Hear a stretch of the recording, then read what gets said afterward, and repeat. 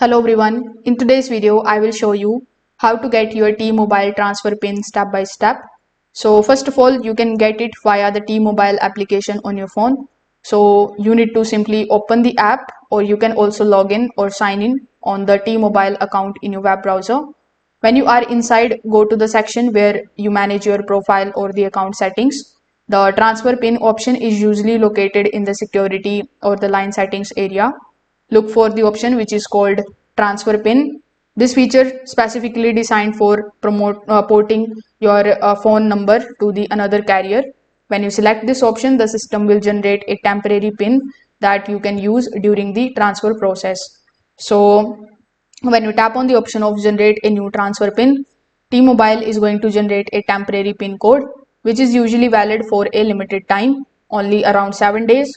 You will need to provide the PIN to the new carrier when requesting the number transfer. Now, besides the transfer PIN, the new carrier will also ask for the T-Mobile account number.